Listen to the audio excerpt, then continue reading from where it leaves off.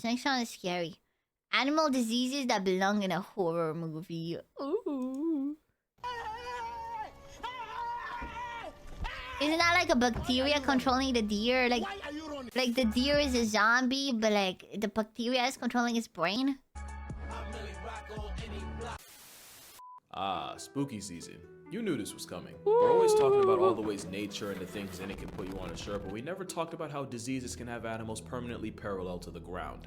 So that's what this video is. Animal diseases that are rated R, for the regret I feel when I see It's what a researching spooky them has done in video. my search history. And of course, viewer discretion is very much advised, especially for disease number 1. What's a Halloween video without a jump scare? This photo was taken just outside the Caribbean What's Bay happened to the monkey? It looks like a sexual entity. Hotel in Zimbabwe of what appears to be a hairless baboon. The depelted primate appeared to be an outcast, only following her troop from a distance, almost as if she had been rejected for her appearance. Aww. And according to a nearby vet, the most likely Bold cause monkey. Bold monkey, dude. Bold monkey, dude. Oh man, me in 2 years. Not me. Not me. this abandoned baboon's condition, mange. Mange is a nasty looking disease caused by parasitic mites burrowing into the skin, where their collective feces can cause severe allergic reactions and an unbearable amount of itching. That's why the main calling card of mange No is offense, turning but I can't watch this. No worries. I think this one's gonna be kind of scary.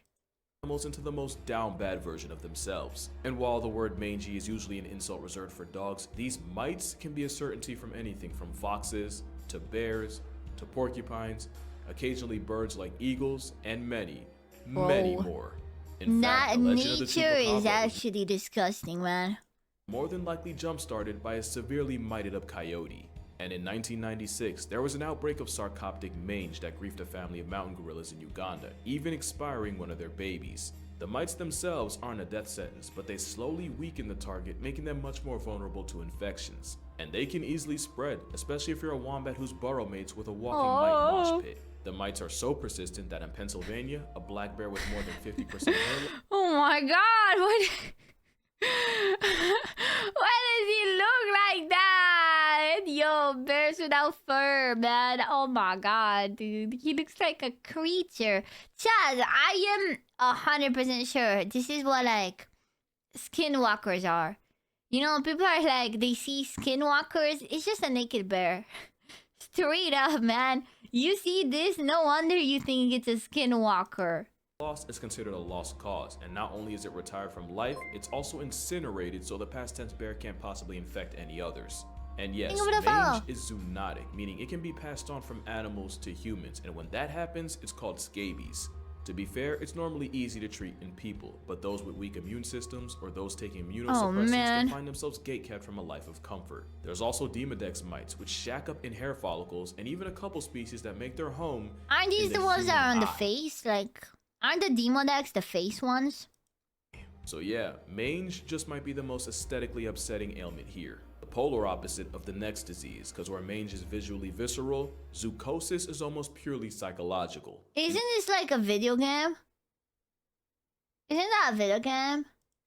You've probably heard of the condition where animals in captivity do the same thing over and over with no goal or purpose. Oh.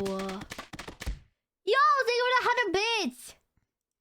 It's almost like they're in a trance, and one of the most popular examples of this are those videos of elephants swaying back and forth. Except zoochosis is much more than that. Yo, this is spooky. This is spooky. They go crazy. It's animal mental illness. Of course, you have your swaying and almost neurotic pacing around their enclosure. But the zoochosis signature also includes excessive grooming, personal punishment like self-biting and self-mutilation, turning puke into an infinite food glitch, and coprophagia, even in animals that wouldn't normally do it. But the disturbing part is, like mange, it's believed that zoochosis can also be contagious. If an animal is housed next to one exhibiting the stereotypes associated with it, chances are that same animal will too. This captive psychosis is likely triggered by a lack of stimulation and enrichment, and it's more common in higher that's intelligence just evil. They're just giving them depression, man. Holy. animals, especially those that would normally have a wider range. Elephants checking both boxes is likely why 40% of captive turned pachyderms show symptoms of zoochosis. Orcas are one of the smartest non-human creatures alive and can travel well over 40 miles a day for food. And almost a year ago today, in 2022, a captive orca named Hugo tragically resigned from reality after violently slamming into his tank wall until he suffered a life-ending aneurysm. And in 2005, a mother hamadryas baboon groomed her baby so excessively that he looked like he came out the womb.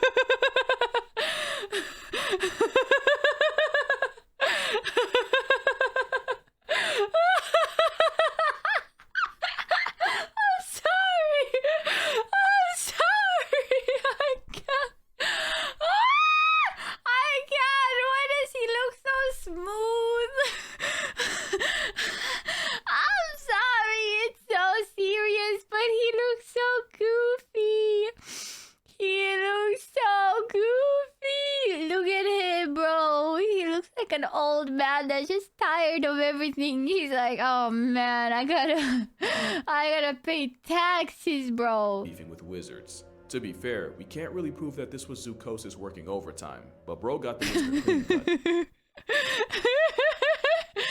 Oh my god, he's just he's so bold.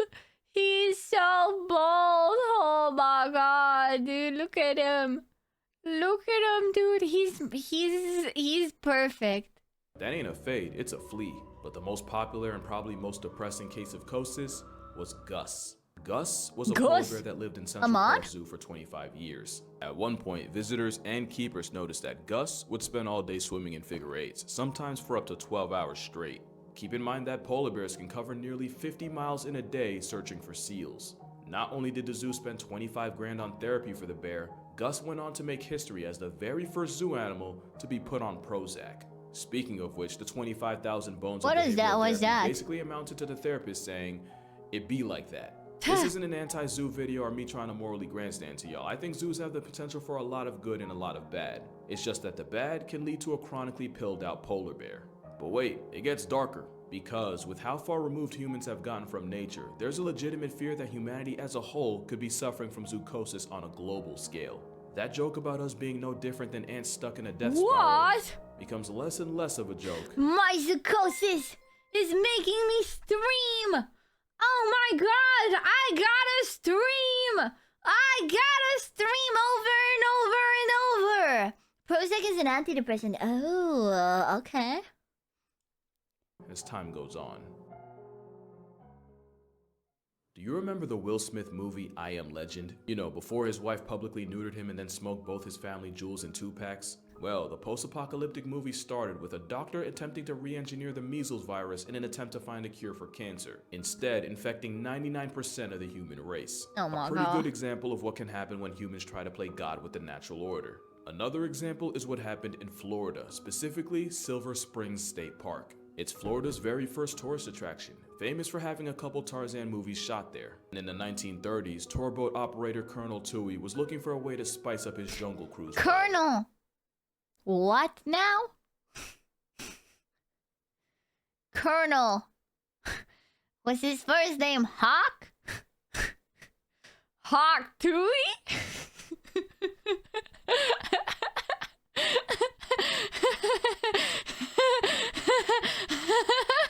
So he brought in 6 Rabies macaques and had them placed on a small island in the park. And it was at this moment, they f***ed up. Apparently, nobody involved was told that the monkeys could swim, and the moment they touched down on dry land, the macaques proceeded to swim out to the mainland. And following lots of multiplying without a calculator, there are now currently hundreds of rogue macaques, with a good number of them carrying a deadly herpes virus. Herpes B is an incapacitating condition that can cause severe brain inflammation, permanent neurological damage, and a permanent lease in a casket-shaped condo. Now, fear-mongering aside, the chances of catching it from a monkey are incredibly rare, but not rare enough to be zero. In 1997, a researcher was working with Rabies when she was splashed in the eye by indeterminate fluids. Even after immediately flushing her eye out for several minutes, the 22-year-old died December 10th, 1997, almost exactly 6 weeks after first being exposed. Jeez, yo, humans gotta chill with experimenting on stuff, man. That's crazy. Disease control. Since 1932, there have been 51 cases of people being infected with the B virus, with 21 deaths and an 80% mortality rate for those untreated. That same fatal virus is currently being backpacked by up to a quarter of the hundreds of macaques running around the Sunshine State. Worse, it's believed they shed the potent virus through their saliva.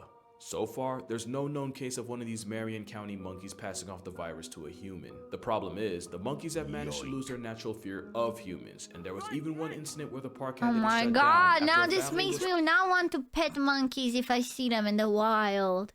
Which was my stance before this video, that if I see a monkey in the wild, I'll pet it. Now I'm thinking maybe I shouldn't. Threatened and chased by an especially malicious macaque. It's the worst kind of invasive, and it's 100% our fault, and although the virus peddling primates haven't caught a human body, it's definitely one of those cases of F around and find out. Bro. One of the most unsettling diseases in nature is a sickness that affects deer, known as chronic wasting disease, called so because it essentially destroys the animal from the inside out. In fact, this type of disease is a transmissible spongiform encephalopathy, a name that literally comes from the fact that it causes several sponge-like holes in the brain. It's like the forbidden final boss of trypophobia, and it's caused by a single misfolded protein known as a prion. This prion triggers a chain reaction where the only outcome is a canceled life subscription, and the only thing the victim can do is wait for the sweet release of death. Here's what the endgame of a deer with CWD looks like. It starts with a misfolded protein affecting and altering perfectly normal proteins. It's almost like a cellular level cheese touch, and the moment it starts, it's already over. Step 2 includes the prions exploding in numbers exponentially and accumulating in the body, the whole time the deer, elk, or moose looks and acts perfectly normal. The deer can walk around with real this zombie disease virus for 2 whole years before the chronic becomes critical. Eventually, it escalates to the point where the prions manage to break into the blood-brain barrier, where they start destroying neurons, putting enough holes in the brain to get it cursed out by an octopus, and slowly wasting the poor, unexpecting deer. Deer with CWD seem unable to process anything around them, including danger, and if predators or playing freeze tag on the freeway doesn't take them off the senses, they die a slow and painful death to starvation as their brains shut down. The worst part is, the nightmare doesn't end once the deer does, since the prions responsible can exist in an area years after the victim, and can even be absorbed by plants in contaminated soil. That's assuming they don't just leach into groundwater. In fact, the only surefire way to eliminate a prion is literally that: fire. Except, it's not as simple as cremating a casualty. That'd be too easy. It's said that it takes heat at a minimum of 900 degrees Fahrenheit or 482 degrees Celsius to properly pack up a prion, and some sources say to hike that up to 1800 to be safe. Purge you with lava. The part that makes prions one of the most horrific things not native to a horror movie is where they come from. It's believed there are 3 main factors that cause prion diseases. Genetics play a relatively small part, with only 10 to 15% of cases in people being attributed to them. The second and by far most common cause is the disease being sporadic. Basically, that just means that not even science can fully explain where they come from, but that it's like it happens out of nowhere. Oh my God. And the third is an infected deer contaminating something like a water source or a feeding station with body fluids and passing it off to the next. And remember, well, glad I'm not a prions deer. Insist on existing years after the fact. Keep in mind that most infected deer look no different from any other, right until it's time to disconnect from interface eternally. That means that the 3 main causes of wasting disease are completely RNG, and that is remarkably terrifying. And it's not just deer that can get packed up by prions. There's mad cow disease in cattle and scrapie in sheep, named after the fact that it can cause them to compulsively rub up against things like fence posts until they literally scrape their wool off. There's even a human equivalent, Creutzfeldt-Jakob disease. Oh, while there's no known reports of a not human a human equivalent! Oh god, now I'm not gonna be able to tell. What if I have holes in my brain? What if I have holes in my brain and I don't know it? Catching CWD. Specialists have warned that with the thousands of CWD-infected animals eaten by people a year, there's a growing concern that the disease may eventually be transmitted to people. Okay, I'm going to stop eating meat from now on, fellas. Fellas, no more meat from now on. What if I get it from the meat? It's still a lot better than the last, and in my opinion, the most horrific disease in this video. Because not only is rabies one of the harshest death rabies. Oh, I do do know about rabies. Oh, I already have a healthy fear of rabies, man. Already do have a very, very healthy fear of rabies, man. It is 100% transmissible to humans. Rabies is said to bury nearly 60,000 people a year, and since the most common way to get it is through dog bites, it's the worst in places with a high stray population. Which is why India, a country that criminalized murking stray dogs, has about 20,000 names crossed off the census a year by rabies. Aw, and it's man. children that are especially at risk. I mean, with the about dogs are 40% of cute, deaths but coming from those 15 years old or younger. Here's what it's like to be turned into a statistic by rabies. It starts with the virus entering the peripheral nervous system, usually through a bite. Then, it travels inside you through nerves until it reaches part of the central nervous system, or the spinal cord. From there, it's a straight shot directly to the brain, and at this point, you can start drafting your will cause ain't no way. While you can treat the virus before it reaches the brain, once it does, you're almost guaranteed to become a WUS. The virus then multiplies, then spreads throughout the body, slowly killing you from the brain out. But the underrated and truly sinister aspect of rabies is how it seemingly rewires your brain for its own purposes. One of the telltale signs of rabies is a crippling fear of water, where just the sight or suggestion of it can cause incredibly painful spasms in the throat and larynx. Oh my God. At the same time, the virus attacks the salivary glands, causing this excessive is straight horror stuff, bro. I'm telling you, man. Oh God, imagine fear of water, bro. drooling, and the foaming at the mouth the disease is famous for. And that's because the virus is most concentrated in the mouth, and swallowing or drinking water would dilute it. So the hydrophobia helps keep the mouth and all the nastiness inside as potent as possible. And that's not the only way rabies manipulates its mark. There's believed to be 3 stages of rabies in animals. You got the prodromal stage, and that's where the animal might start showing minor changes in behavior. And then you got the phase likely everyone associates with rabies, the excitative stage. It's been called furious rabies since it's characterized by heightened aggression and random outbursts of violence. Animals that would normally I be guess, wary of yeah, people because the virus is making the animals want to pass it on. Like, it's like, yo, be aggressive so I can go further. You know what I mean? As foxes can attack completely out of nowhere with bites, and remember, being a water bigot just makes that bite that much more toxic. Jesus And then Christ, she's wrestling that fox.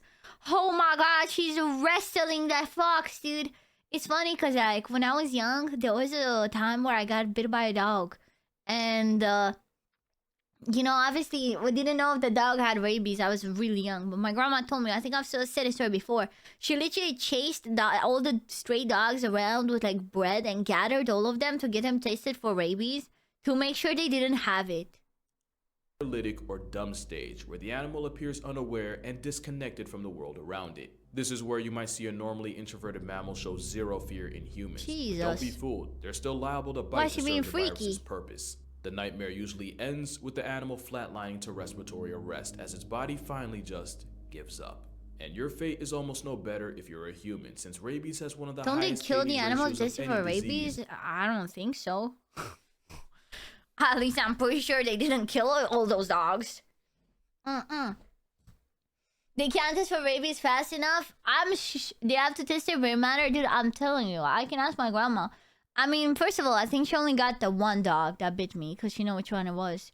But I'm pretty sure the dog wasn't killed. I'll ask her. She's gonna watch this video. I'll ask her, but I'm pretty sure that one dog was not killed. Even though it's also one of the oldest.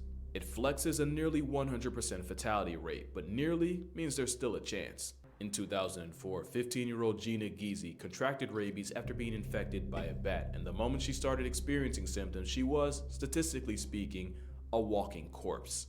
Dr. Willoughby, who had studied up on rabies, figured their last chance was to put the teenager in a coma in a last-ditch effort to save her brain and give her body a reasonable chance to fight off the virus. About a week after she was induced, Gina miraculously started producing rabies antibodies, and after Eurostepping death, she would go through the grueling rehab of relearning how to walk, talk, and even stand. Cause even when you're lucky, it ain't easy being Giese. She became the first person to ever survive the rabies virus without a vaccination, and even went on to start a family. But don't get it twisted. She's The Milwaukee immune! protocol that saved her has been used on 41 people, and only 6 have survived. She's The ones like that do Ellie from The Last of Us. still run the risk of waking up severely disabled, which is the best you can do when negotiating with death, since that's exactly what treating rabies is. It's a horrifically debilitating disease, and even though it takes about 1 to 3 months to show symptoms after being infected, there have been cases. So wait, the way you can do it right is you have to get vaccinated immediately, right? If you get bitten by something, if you get the vaccine immediately, does that save you? Because I know, yes, okay. So at least you can do something, right?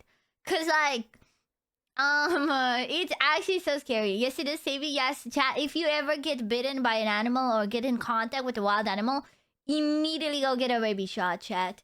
Immediately, just don't forget about it. Don't let it go, cause then this is what happens. Of people walking around with the virus. God, I love for modern 7 medicine. years. At the same time, if the virus manages to invade you close enough to your brain, you can easily be down bad less than a week after being exposed. With a virtually 100% kill rate and the thousands that lose their lives to it a year, it's definitely one of the most unforgiving viruses out there. Which is why the greatest basketball player of all time isn't Michael Jordan, LeBron James, or even Kobe Bryant. It's Manu Ginobili. Because during a Spurs-Kings game in 2009, a bat managed to find its way inside the arena, causing everyone to immediately panic. Until the 6'5" Argentinian backhanded the bat and put it out of commission, and proceeded to help lead his team to a 20-point win, along with a victory by TKO against the bat. One man managed to potentially solo I would have one been of too the scared to do deadliest that, because what viruses if I of get all infected time. from that? And he wasn't even a starter, and you'll never guess what day this happened. Yeah, that's right. Happy Halloween, and stay safe out there. That's crazy. He just slapped it. Yo, scary video. Spooky, scary video. Says shivers down your spine, chat.